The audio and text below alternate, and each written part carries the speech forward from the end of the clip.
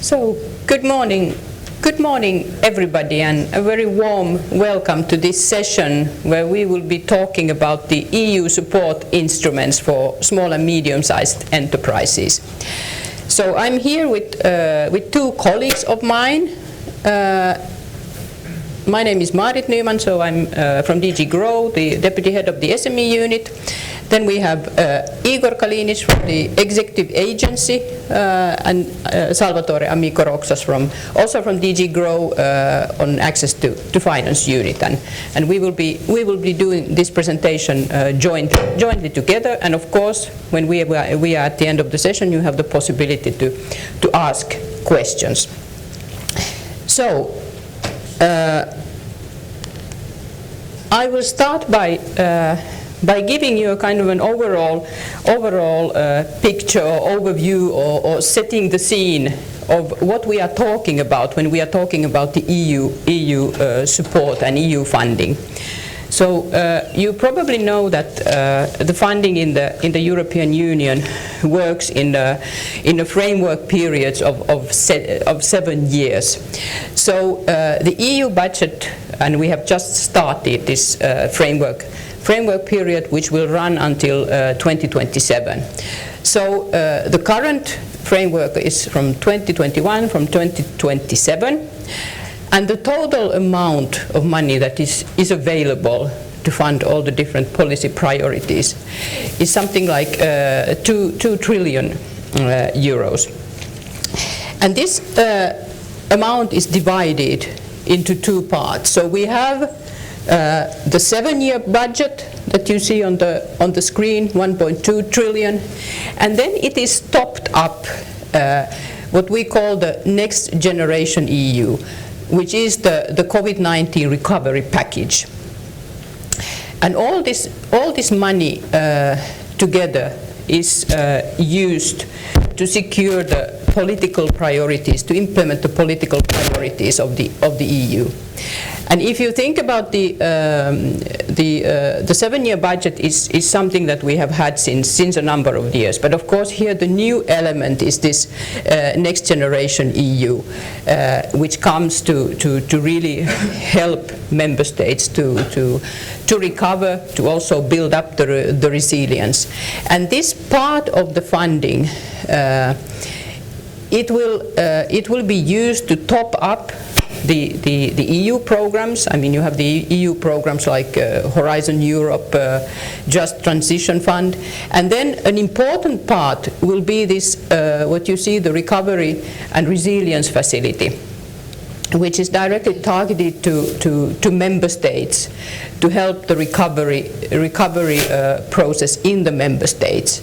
And there you will have, I mean, you see on the slide there will be grants and loans available, and you also see on the slide the different priorities that are included in this facility. And of course, when you look at the priorities and when you think about the priorities for SMEs that we have been discussing in this SME Assembly, you see that many of these priorities, modernization, digitalization of public administrations, are of course extremely relevant for small companies. So that's why it's also extremely important that SMEs will benefit from this money in different member states. And to really follow and cooperate with the member states directly, what we are doing is that we work together with the SME Invoice network, so the representatives of public administrations in different member states which form this network. We work with them and we discuss the national recovery and resilience plans, and so what are the projects, how the money will be used, and also see what are the priorities in different countries. Are there any kind of big themes that come up from different plans? So this is really an extremely important work that we are doing to secure that this money is implemented in the way that it will benefit small businesses. So this is really the big picture, and of course it's a big amount of money, and it's completely impossible to say that this and this amount will go directly to SMEs, because of course there are programs where there is an earmarking, but normally, I mean, the earmarking doesn't tell the whole picture, because a lot of actions will benefit SMEs, even if the money is not earmarked specifically for SMEs. But what we will be explaining more in detail today is we have selected three programs, or let's say part of the programs. So we first have the single market program and the SME pillar therein. And then we have Horizon Europe, and in particular the European Innovation Council, and then we have the Investio program. And we will see, I mean, what type of support these programs or parts of the programs provide for small and medium-sized companies. So I will start with the single market program, then Igor will develop it further, I mean, explain also the concrete actions, and then Igor will cover the European Innovation Council, and then Salvatore will talk about the Investio program. So if we start about the single market program, so in this programming period, this is the first time that we have a dedicated program for the single market, which is really, of course, a core element in the functioning of the EU, and we have seen the importance of the single market during the pandemic. Of course, also for small businesses, the single market is of extreme importance for accessing new markets and finding business partners, clients across the European Union. And we have, so for the first time, a program that covers very diverse actions that are related to single market. We have a total budget for this program of 4.2 billion over the 7 years of the program. And the objectives, of course, are really to strengthen the single market, increase its visibility, not only from businesses' point of view, but also what the single market means for citizens, what it means for consumers. We want to have actions which develop the single market, which kind of strengthens it as a driver of growth, also recovery, resilience. And also what we want to do with this program is to try to improve the synergies, so between different programs, different policy areas, coordinate actions, and also have in mind this objective of always trying to simplify, reduce administrative burden. And of course, recovery is the objective, and also this approach that we want to work in we want to have actions that help companies in different ecosystems. So as I said, the program is very varied. You have different elements that we have put together to create this program. And actually I will skip to the next slide, because here you see the different parts of the single market program. So we have actions that relate to improving the internal market, like standardization. So the program gives support to standardization. We have the SME part. We have market surveillance, we have consumers, we have food chain, and European statistics.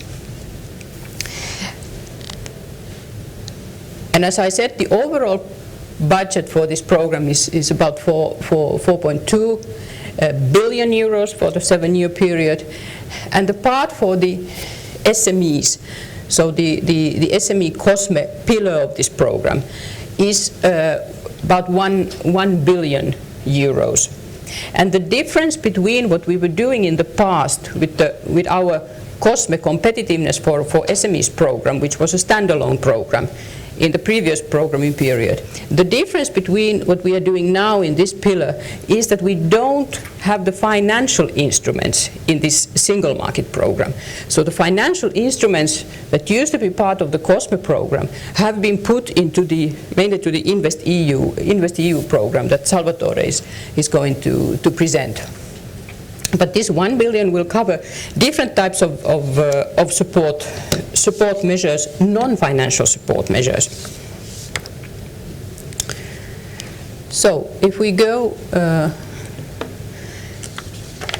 little bit more in details on this SME pillar of the single market program, so you can see that compared to the COSME program, we more or less ensure the continuity. So the objective is still, of course, to support businesses, in particular SMEs, facilitate access to markets, develop favorable business environment, also, of course, support the development and growth of businesses, competitiveness, and sustainability of enterprises. So these new priorities, which maybe were less focused in the COSME program. And there in brackets there is an important information saying connecting ecosystems cluster. So indeed the idea with this program is to connect the different networks that we have, Enterprise Europe network, digital innovation hubs, clusters, so that we also have this leverage effect by really bringing together the different networks and make them work together in synergy.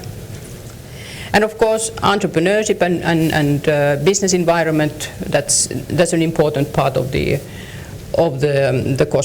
COSME pillar, the SME pillar of the program.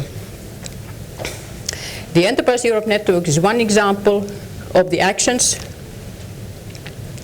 that we are financing. So the idea is that we have evaluated, of course, the COSME program, and the objective with this SME part of the SMP is to really strengthen these flagship actions, like the Enterprise Europe Network, Erasmus for young entrepreneurs, exchange scheme, cluster initiatives.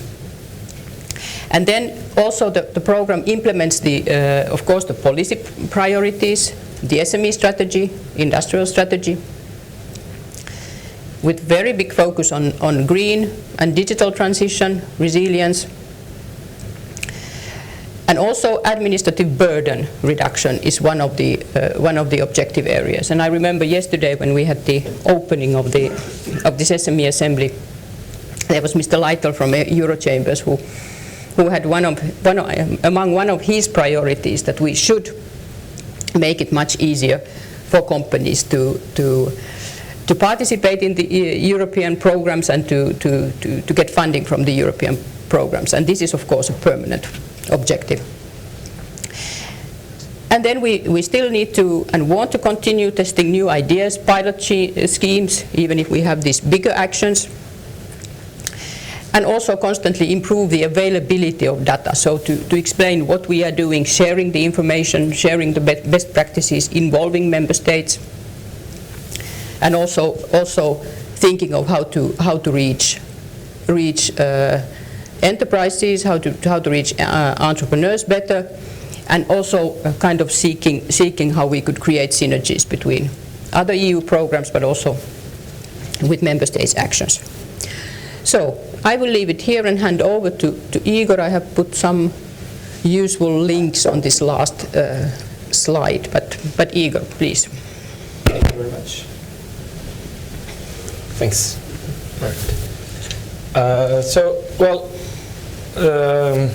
My presentation will be a little bit different.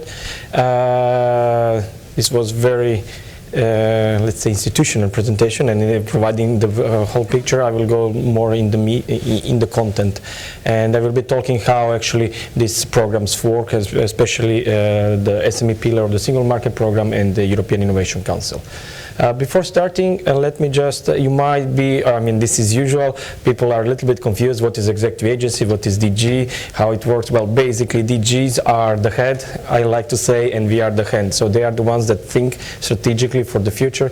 They make the work program, they make the grant, they think about the grants together with us sometimes, in collaboration of course, and then there is the executive agency that is doing more the bureaucratic work, the administrative work, for example, selecting the experts, evaluating the calls, and then following the calls more from, let's say, more in a structured way. But of course there is the colleagues from the DG, they are more on the content of the calls, because of course they are the experts in that domain. So this is a little bit the thing. Anyway, both of us we are the European Commission, but just it's to optimize the work and to free the workload, the colleagues from the DGs, from the ministries, basically, to free there from this burden, administrative burden, so that they can really focus on policy making. Now, when it comes to the SME, well, basically almost to any program of the European Commission, we can have this kind of differentiation in tenders and in grants. So basically we publish call for tenders, we publish call for proposals that are the grants. Tenders is basically when we know what we want, but we want to externalize it. Let's put it like this, and typical examples are studies or events. So this one, the SME Assembly, it's not done directly from us. We have a contractor, guys that you see around, that we externalize this to organize the event. Of course, we follow it. Andre, you have seen the guy, he's all over the place. And or, for example, there is a high-level conference on tourism with ministries, probably with also some head of state that will be there. And so on. When it comes to the studies, this is actually a very important element. This is the input for the policymakers to really base their decisions on proofs, on numbers, not just because somebody told them a story. So, for example, we have the SME performance review that is being presented now in parallel in another room. So that basically it's annually, every year, there is a study about the state of SMEs in Europe. And it's very important, it's very interesting. That's where we got this number that 99.7% of the companies in Europe are SMEs, and that they contribute for 2/3 of the employment is done by SMEs and so on. And these are really the important instruments for the policy officers to base their decisions. When it comes to the grants, that is a little bit, actually it's a more the opposite approach, because it's bottom-up. So we know a goal, we know where we should be heading, but we don't really know how and what. So we launch the call and we expect the citizens to come, the civil society to come with proposals. Usually it's a consortia. Okay, we put some eligibility criteria. We want to be transnational projects. So, for example, it has to be consortia composed by partners from different countries that are having influence across Europe. It can be also participation of non-EU countries, because they, these projects are so successful that non-EU countries want to be part of it, so they actually pay to be part of the programs of this program. And for example, we have, I would say, we can put them in two big categories. One is capacity building and the other one is support to the third parties. When it comes to the capacity building, basically, so when somebody comes to me and says, like, what you can do for my SME, for my little company, well, basically I can do nothing. It's not me doing that. What we are doing is, for example, we organized, for example, chambers of commerce. We put them together and they lead, for example, EU-Japan Center for Industrial Cooperation, or you want to go to China, there is an office of the European, well, it's not ours, but it's a consortia that leads that office, and that facilitates the access to the market, to the European market, to the European companies on the Chinese market. I put here always the example of EU-Japan Center for Industrial Cooperation, because it's a very nice story, and it tells you how the world has changed. As you can see, it's Center for Industrial Cooperation. It was established in '88, and of course, at that time, I mean, European Union was completely different. There was no union. It was the European Community. It was different time. There was still the Iron Curtain, you know, Russians and so on. It was a different world. But at that time, the point was industrial cooperation. So it was to make big companies cooperate between Europe and Japan. Nowadays, these guys are not doing anymore with Mitsubishi, Toyota, or big European companies. They can find their own ways how to go international. It's completely focused on SMEs. So actually, the similar thing that we have established in China, it's EU SME. EU-China SME Center, but the name is still stayed here. So this is quite funny to see how it was. When it comes to the support to the third parties, so this is, we ask, for example, again, business supporting organizations to be put together and to provide, for example, innovation, digitalization in tourism sector. So how can we, the tourism sector, we think it's very advanced, digitalized, because we have the app of the booking or kayak or whatever. I should not say names, right? But promoting. But actually, when it comes to the little hotels, Airbnbs, they are really not that digitalized, and so how they can make it more sustainable. We know that they should go digital, but how exactly? So we ask for the proposals from the civil society to help us. And then we have 3 flagship projects. I will go very rapidly through them. It's Erasmus for Young Entrepreneurs, Enterprise Europe Network, and European Cluster Partnership. So Erasmus for Young Entrepreneurs, you might have heard about it. So basically, it has not really, I mean, the concept is similar to the Erasmus program that you all know, but it's not really, it has nothing to do with it. So basically, it's an opportunity for a wannabe entrepreneur to go and shadow a real entrepreneur in another member state. For 1 to 6 months, I think the period is, and of course they are paid for doing that. They have some money to do that. This is actually very important because to be an entrepreneur, it's not, you cannot just teach it. You have actually to shadow the entrepreneur to see how it is done on the ground. And one of the best things that when we, after 10 years, we did like, okay, does it work, how it is? And we actually discovered that it's also the hosting entrepreneur that actually get a lot of, they really like it. They say like that these new wannabe entrepreneurs bring a new energy, but also opens many times the host market. The market of the wannabe entrepreneurs, so these guys go back and maybe then they start also commercialization. And there's a number of nice initiatives about that. Then Enterprise Europe Network, it's we like to say, it's the biggest network in the world of the business supporting organizations.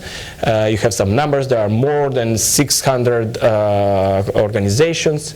So basically, these are the guys that you have to go and ask when you have an idea, when you want some support, where I should go get the money. Is there anything in the European Commission, in the European Union that can be of support to me? They basically offer 3 types of services. One is international partnership, so they try to connect you, your business to other business around Europe or around the world. Then advisory support, all kind of advisory.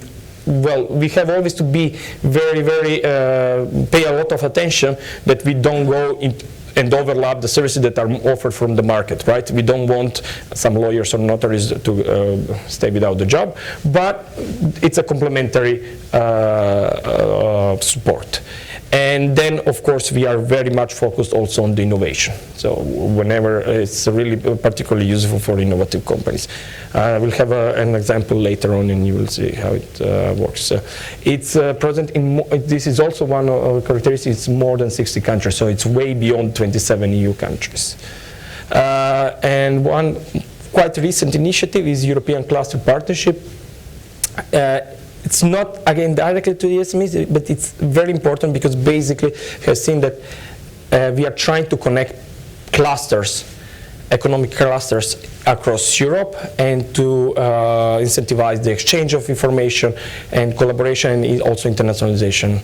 And so it's not one SME to SME, but it's a cluster of SMEs to cluster of SMEs. And there are a lot of synergies, and it's much, the multiplying effect is much higher.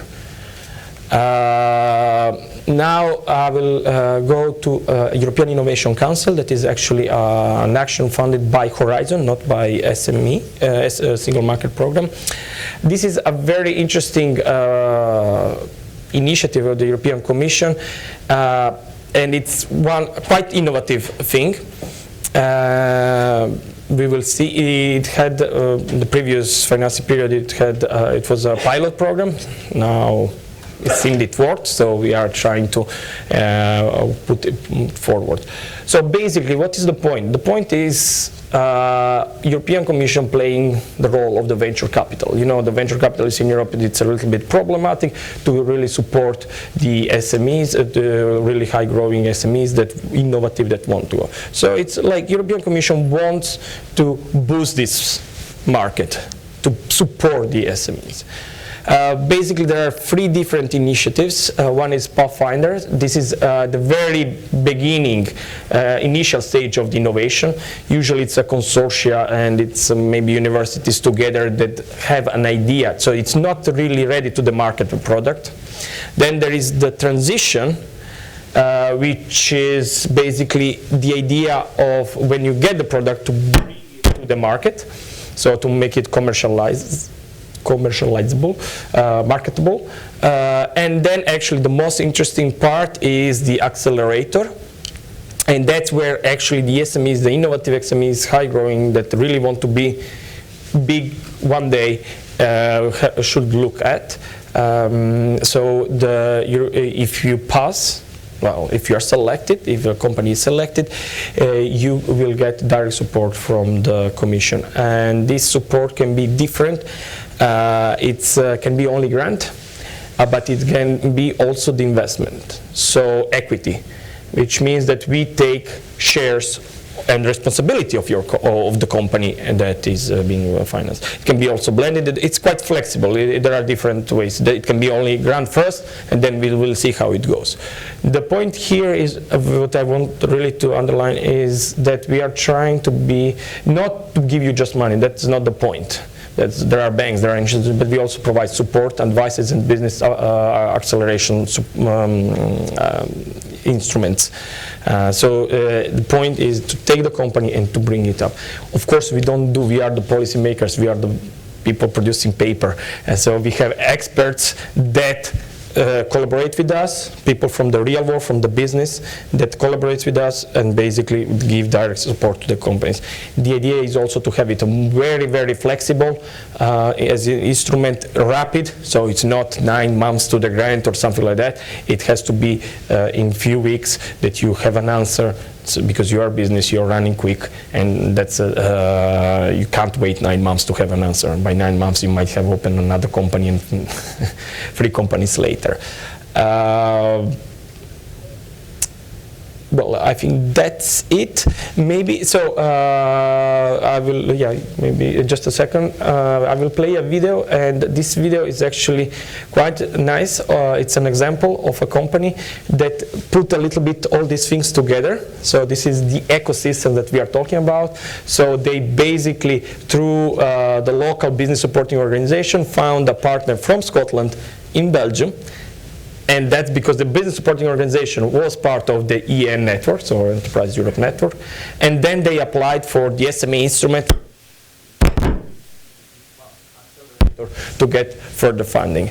And they are building, they are tidal energy company, so basically they are green, sustainable, all this kind of thing. So it's a little bit putting everything together. Can you please? The accent is Scottish, but the subtitles. Nova Innovation, we are a tidal energy company. We convert the natural movement of the seas and the ocean into grid-compliant electricity. When we started the company, we had a vision of being able to produce reliable, predictable energy from the movements of the sea. Very few companies had actually tried this before, and nobody had done it successfully. In the very beginning of the company, we faced many challenges. What we were very good at was the innovation, technology and delivery. But the challenges we had were accessing partners to work with and the investment that we needed. The effect of meeting with the team at Enterprise Europe Network has been transformational.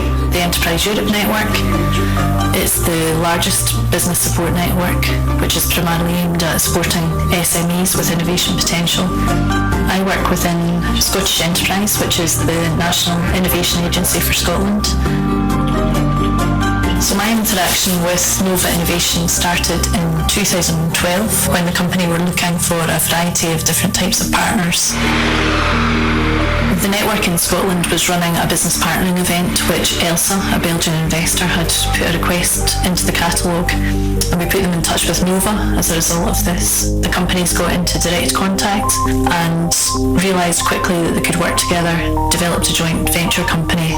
We received £1.6 million of investment from Elsa to create the Shetland Tidal Array, and from that we were able to get additional investment of £1.8 million from Scottish Enterprise. The Shetland Tidal Array project consists of 3 100 kilowatt units that are connected to the grid.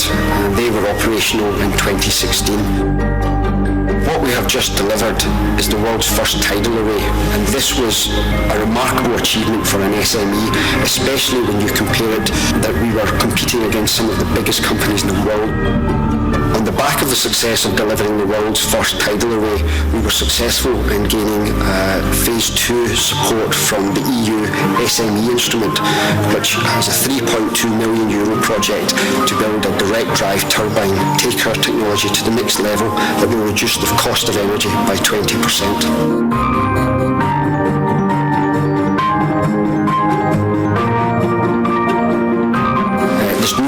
That the network and the investment that they have been able to bring to the company have accelerated our growth. Our turnover has doubled every year, and we have gone from a company of 4 staff to at the end of this year we will have 35 staff.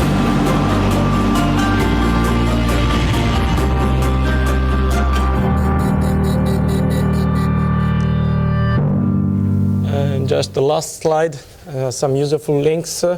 Maybe you can go for, okay, we can go here.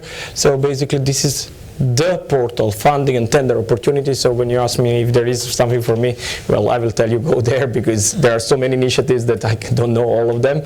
So that's where you can find something for you. And this is Data Hub, which is very important, and I will advise everyone before applying for a project to check the Data Hub of the specific program that you're applying for, because there you can find all the previous projects and you can see how they apply, what are the winning projects, how they are written down. Don't waste too much time just applying for, I can write on my own. It's not, the competition is fierce, so really we have sometimes 100 submissions and we finance 8 of them.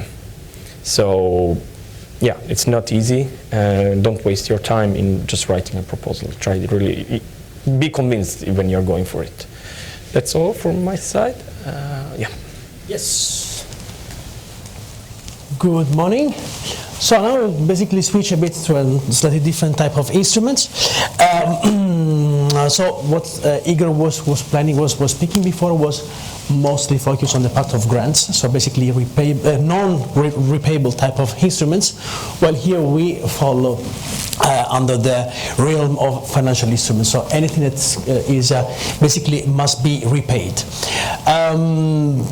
The program is called Investio, and is a new program that will has been starting in 2021 and will be covering 70 years, and is built basically on the former financial instruments that were spread in different programs.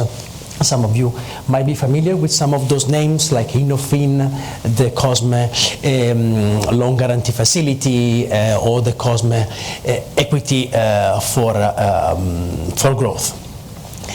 It's important to notice that Investio built on what is called the European Fund for Strategic Investment that was launched at the time of the Juncker Plan. So it's a sort of continuity with that type of program. One of the main differences, let's say, with the past, is that Investio will group all the financial instruments, or at least most of the financial instruments that in the past were spread in different programs. This was due also to a criticism, let's say, and also to the understanding that having financial instruments under different headings could create risk of overlaps, but also risk of conflict in terms of policies overlaps, conflicting type of rules. So now all these all these problems are hopefully solved, because now we have the financial instruments under one single set of rules. It's a budgetary guarantee, just to enter a bit in the terminology. A budgetary guarantee means that it's not a fully funded program, but is a program that covers part of the loss that the implementing partners will incur during the implementation of the program itself. So basically, the Commission will cover, according to agreements with the implementing partners, in particular the EIB group, European Investment Bank group, which include also the European Investment Fund.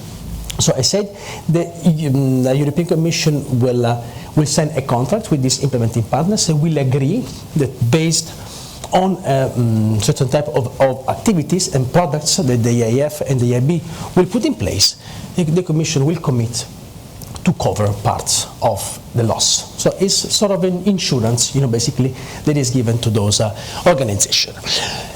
The good thing of financial instruments is that, differently from grants, they have a strong leverage effect, which means it's a really powerful tool to raise additional funding. So basically to trigger additional funding from private and public sources. In fact, here the planning is that the 26 billion euro budgetary guarantee is aimed at triggering 370 billion additional investment across Europe. An important thing, as we will see briefly, strategic investment priorities are embedded in the overall program. These consist, among the others, to the priorities, for instance, for the dual transition, digitalization and sustainability, but it also includes anything that concerns competitiveness, growth, job creation, and also support to strategic value chains. So this is also something pretty important. It's also pretty common terminology at the Commission. I will also briefly speak about the three legs of this program: the fund, which is basically where the money are, and then in a while I will also tell you something about the hub and the portal. The whole program is split out of four main windows. We at DG GROW, the unit I work for, we are responsible for the SMEs window. It's a window with 6 billion euros, and it targets mainly SMEs and small mid-caps. I will provide you some more details in a little while. Just 2 words about the other windows that are equally important. The sustainable infrastructure one, that focuses on projects concerning mobility, transport, energy efficiency, energy, on circular economy, supply and processing of raw materials. It's really a number of topics. Research, innovation, and digitization instead covers basically all the phases of the research and innovation value chain. So, starting from research, development, demonstration, tech transfer, and anything that falls under this topic. The last but not least, the social investment and skill part, that includes instead social impact type of investments. It also includes microfinance, it includes also skills, education, and also social and student housing. So it's basically encompassing a number of topics. What is interesting is that also links, and you will see it more and more often in the different programs, the links with the recovery and the resilience facility. So this instrument, this program can also chip in the budgetary guarantee of Investio. There have been already some countries that invested, that basically allocated parts of the budget to the Investio budgetary guarantee. And you will see that those type of synergies and collaboration between programs will become more and more common. Very briefly, what is going to be covered? So, as you see, the guarantee will basically cover 3 types of products. So, debt products, including senior loans and subordinated loans. I don't know whether you're familiar with this type of terminology, as well as equity and quasi-equity products, which include also mezzanine, so basically sort of instruments that are between debt and equity, and also funding guarantees. How it works?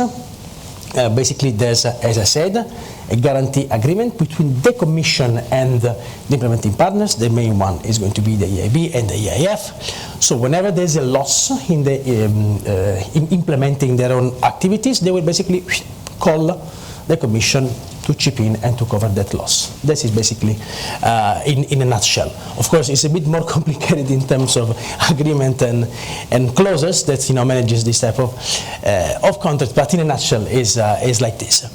A second thing, of course, where is the role of the Commission? If the Commission is only giving the money, no, likely not.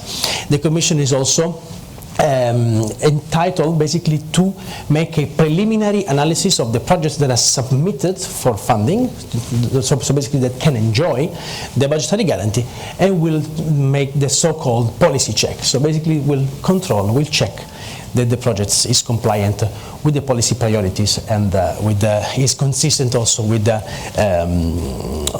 topics that should be targeted via that instrument. Okay. Just a few words on the SME window, which is the one we work on.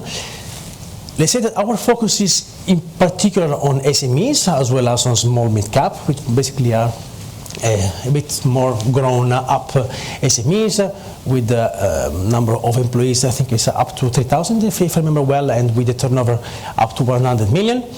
Well, it's important that since is new program is really has to target market failures.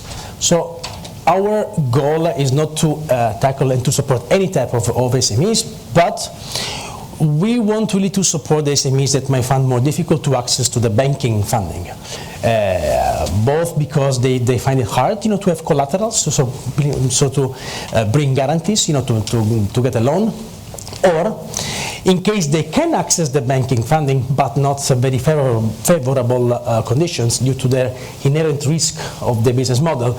So this means that they cannot have good conditions in terms of interest rates, maturity level, or collateral requirements.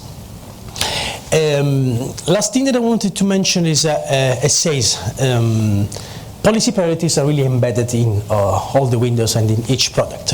In the case of the small and medium enterprise window, we develop basically two main families of products, and you will see in a little while. This is the first one. Just a parenthesis, those are all products and activities that are in the making. So basically, in this moment, we are finalizing the agreement, the guarantee agreement with the EIB group, and we hopefully finalize it by the end of the year, so that at the beginning of January, the calls for the financial intermediaries can take place. One more information that I didn't give you is that most, or let's say big part of the overall program is implemented via financial intermediaries. What it means? It means that as an SME is not going to contact directly the EIF to get funding, but has to contact and get in contact with the financial intermediary that will get the money from the EIF. So this is what is called intermediate finance for the SME parts. It works in this way. Very briefly, for the guarantee facility, that is basically is composed of 5 parts. Just want to say one main novelty is the part on sustainability. This seems like normal type of product, but in reality is a first product that the Commission is trying to have it aligned with the famous sustainability taxonomy. So basically aligned with the famous 6 criteria of the taxonomy that covers climate adaptation, mitigation, biodiversity, and the other 3 that still do not remember by heart. So this is a big bet, and I think that this might really contribute also to the whole climate contribution that the different programs has to bring in. Interesting also, the cultural and creative sector is also covered, and also covered that part of the guarantees that in the past was having its own program. Just last thing as novelties is the part on the competitiveness. So basically support really to those companies that really might find more difficult to access the banking sector. And it also includes the solvency support. The solvency support is basically is a need that emerged also in the aftermath of the crisis. So once that the companies, let's say, satisfy their liquidity needs, now they will find them a bit more leveraged. We saw with higher, let's say, loans in their balance sheet. So we thought this is the right time also to think about instruments that could provide, still resources to the companies, but at the same time that do not make the balance sheets, too heavy. So through the solvency support, that should basically work through subordinated debt, which is a particular type of debt that is, let's say, similar to equity, but is not. We aim to really provide, support for the viability of the companies in the medium and long term. Last few words, instead of the equity part, is very interesting part. I have to say that I like it a lot. Those are the main priorities. Enabling sectors, when you see enabling sectors, it means basically anything that falls also on the strategic type of investment, which includes also space, it includes biotech, nanotech, it includes also sustainability and yes, the dual transition type of technology. Even though digitalization has its own part, together with the cultural and creative sector, in climate and environmental solutions that also mimic somehow the taxonomy, but not exactly. It also include, let's say, this is like more targeting the priorities of the Green Deal, so also including food and yeah, anything that falls under that type of heading. Just the last word on the capital market union priorities. So basically, products and ideas that should aim at making, let's say, at contributing to the capital market union objectives, in particular a more integrated market, public market, and also diversify the sources of funding for SMEs. Here it's very interesting to mention the support, to debt or hybrid debt equity funds. And last thing that I want to mention is the new initiatives that instead aim at supporting companies that are willing to access public markets, so IPOs. So basically, EIF will invest, will invest in funds aiming at supporting the access of companies at public markets as well as the post-IPO phases. Just the last words on,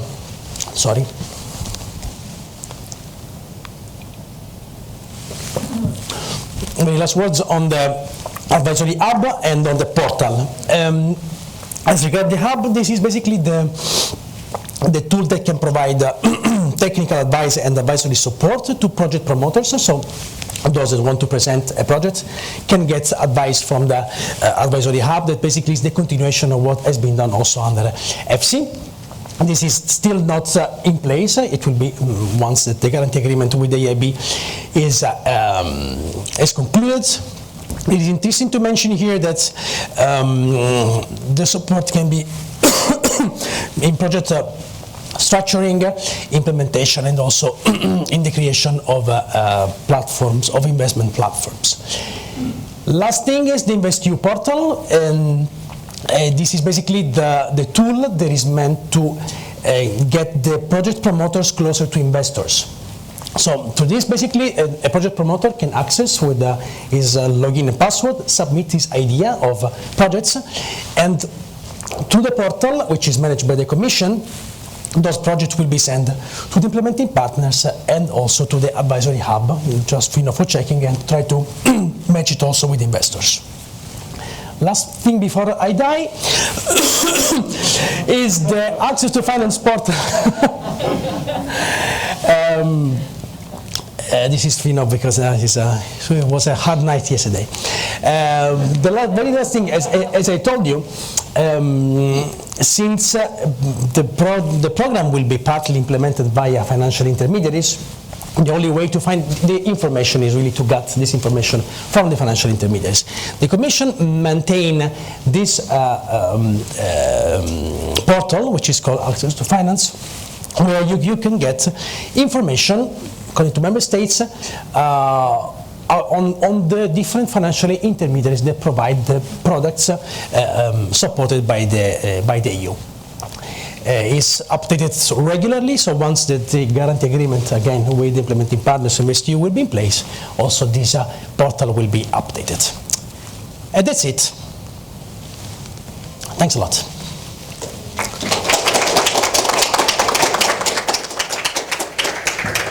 Wow. Good. So thank you very much, colleagues, for the presentation. So are there any comments, questions on the remaining time? So please feel free. Yes, please. Good morning. My name is Alexandra, and I am here because I won a pitching competition at the European Parliament for my company. I am starting Bolivia's first recycling system, and we are also taking on the technology of biogas. I met up with a new commissioner who gave me this program, but they were not able to find anything in Bolivia. So where can I go for funding? And because that's the problem that I have. And also, you talk about all this money that is supposed to go to us, but me as a young person, well, we don't really know that all of these programs exist. So I'm also just wondering, how can we create a bridge for us to know about all of this more easy?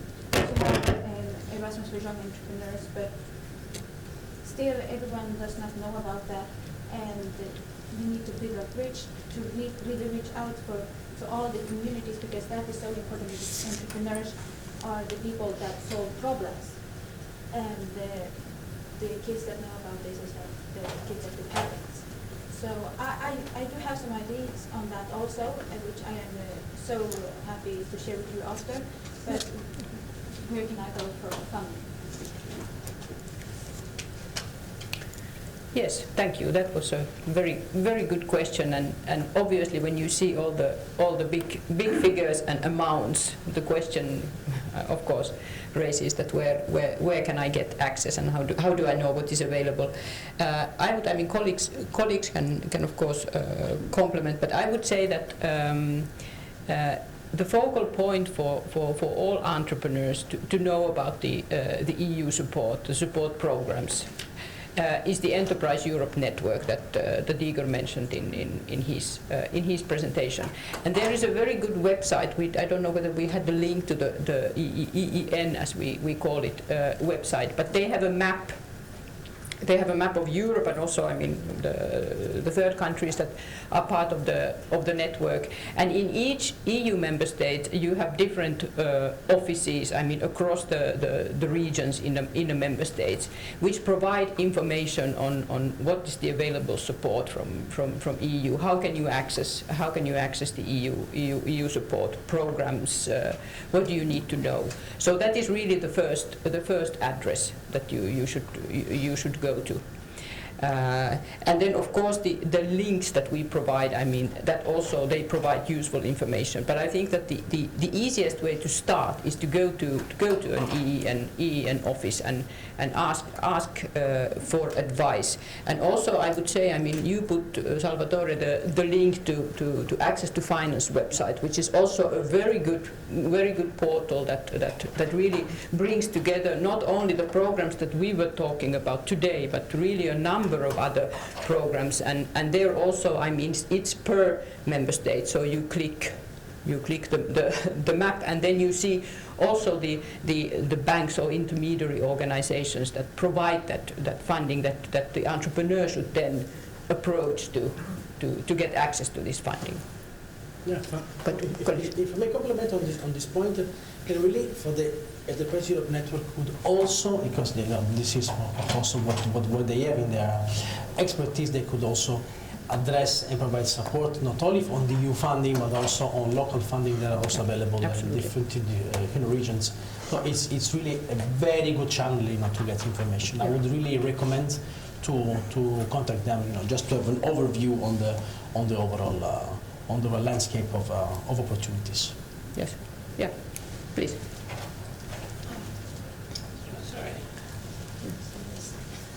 My question is more or less the same. Where does the money go? I'm Ulrike Vilnes from Business Region Gothenburg, very active in Eurocities. I'm chairman of the working group Long-Term Investment. we have been doing a lot of lobbying work on InvestEU, especially Article number 16, and we have tried to promote a regional and national presence, especially of the SME window. And I tried to follow up in my country, which is Sweden, obviously. Where does the money go? I talked to the EIB in Stockholm, and they didn't have the slightest idea. So my question is, where does the money go? So, for Investio, of course, you still do not have information since it's not yet implemented. We will basically start as soon as the guarantee agreement is signed. So the only information that you may get are concerning FC, and those are in the FC website, which is maintained by EIB, as well as on the previous instruments, which is basically COSME, the COSME ones and the INAFIN one. You can also find it directly in the website of the AIF and the EIB. I will be very glad, to send you. I can send you the links and all the information to get information on basically how the money has been spent, of course, in the past. What is that FC? FC, European Fund for Strategic Investments. So basically, it's the predecessor of Investio. FC. Sorry, we always make use of acronyms. No, I got it. Hyper-user. Yeah. So I'll be glad, to provide you all the possible information on these kind of things. Yes, absolutely. We will then exchange the contacts. Okay, good. I think, unfortunately, we are running a little bit out of time. So if there are no urgent questions, I suggest that we close it here. But please, use all the information here that you have received, the links, and also the Enterprise Europe network.